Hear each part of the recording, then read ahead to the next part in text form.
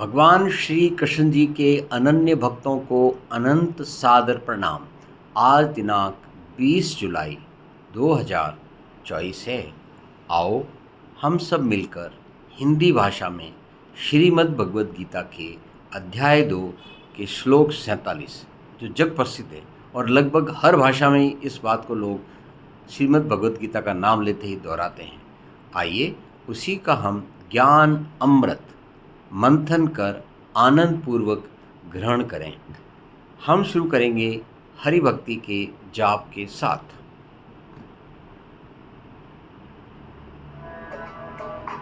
ओम नमो भगवते वासुदेवाय नमः। आइए पहले हम हिंदी में जाने वो उसका मतलब क्या है। तेरा अधिकार केवल कर्म करने में ही है, फल में कदापि नहीं।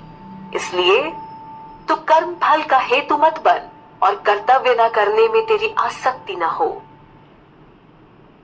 तो हम जानते हैं कि आधा श्लोक सब जानते हैं, पर जो श्लोक मंत्र का आधा भाग है वो उससे भी ज़्यादा इंटरेस्टिंग और इम्पॉर्टेंट भगवान की तरफ से दी हुई हमको जिम्मेवारी है, उसको हमने अच्छी तरह से समझना है। आइए उसी को हम देखें।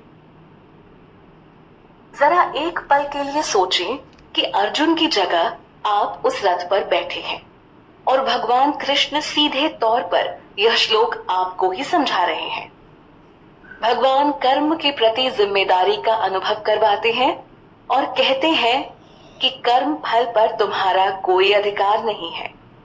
यह सुनकर अजीब या बहुत अजीब लग सकता है, क्योंकि आज लगभग हर व्यक्ति कर्म की शुरुआत करने से पहले ही मानसिक स्तर पर उससे मिलने वाले फल के बारे में सोच लेता है।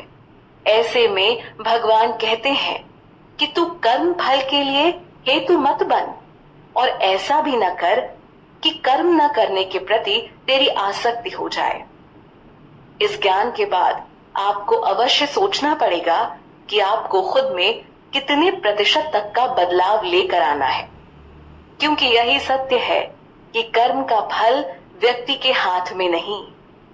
यहाँ भगवान ने अर्जुन को साफ तौर पर कह दिया कि कर्म फल की इच्छा से किया गया कर्म या फिर कर्म से विमुख हो जाना दोनों ही गलत हैं। आइए हम इस बात को थोड़ा और भी गहराई में लेके चलते हैं। आप भगवान श्री कृष्ण जी के आदेश जो कि अध्याय 4 में श्लोक 12 में दिया गया है, अध्याय 18 में श्लोक 13, 14 और 15 में भी दिया गया है और 16 में उसका भी प्रभाव बताया गया है। सार की बात यह है कि आपको अपना कर्म अपनी जिम्मेवारी समझ के और उसमें सिद्ध होने की कोशिश करना है। फल की बात यहाँ नहीं है, न ही बात है कि आपके कारण कर्म हो रहा है, इसको हेतु बोलते हैं, और न ही बात यहाँ हो रही कि अब फल की तो कोई गारंटी नहीं है तो हम क्यों कर्म करें।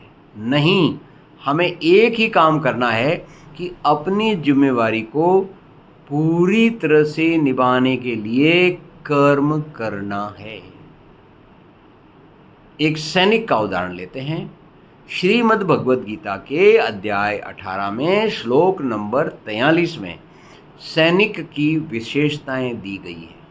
वो उन्हीं विशेषताएं अर्जुन में थी, इसलिए वो भगवान का प्रिय भक्त भी कहलाया।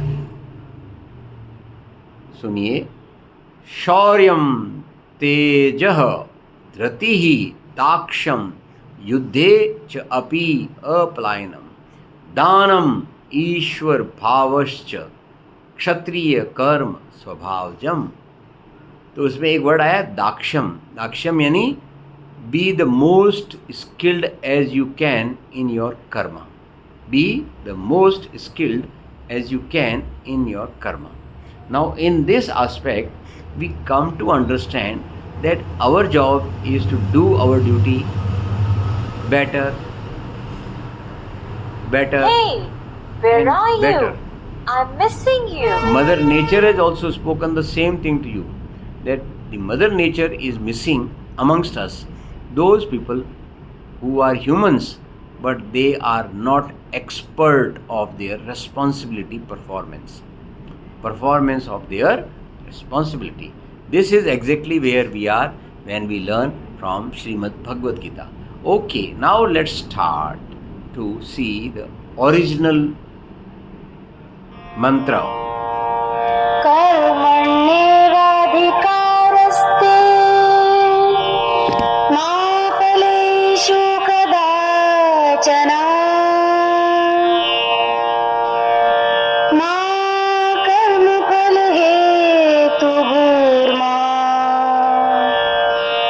ते संगोऽस्त्वकर्मणि.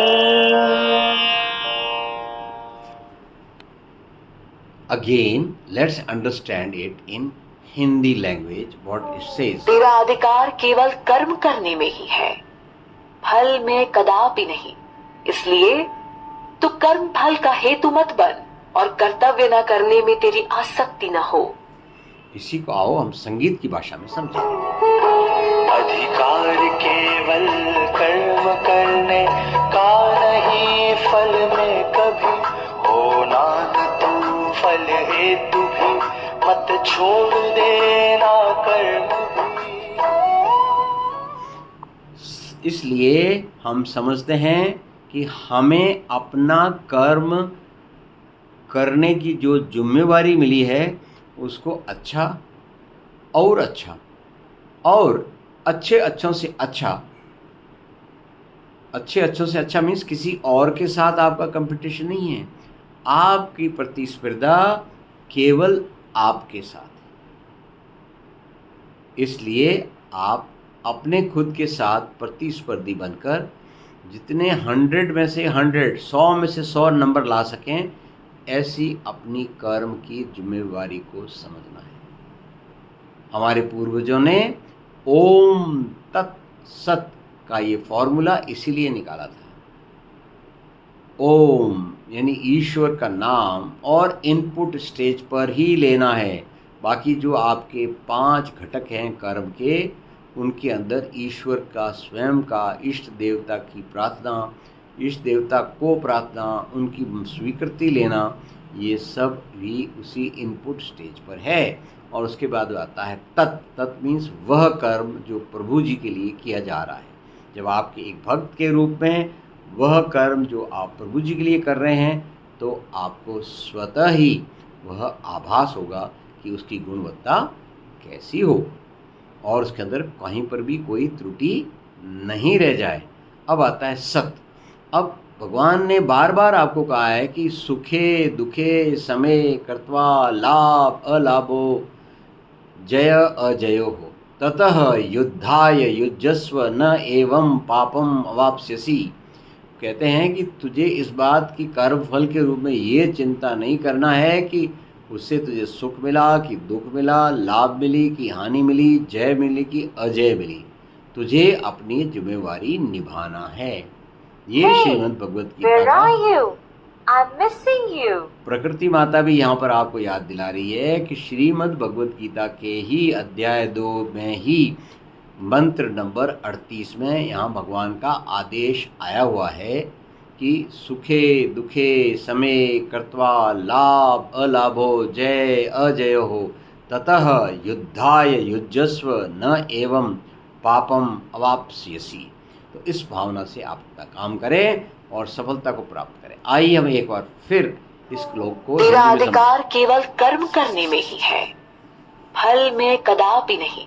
इसलिए तू कर्म फल का हेतु मत बन और कर्तव्य न करने में तेरी आसक्ति न हो. आओ हम आज के अपने ज्ञान अमृत मंथन के आनंद पूर्वक ग्रहण करने की इस कृति में ओम के साथ पूर्णाहुति दें.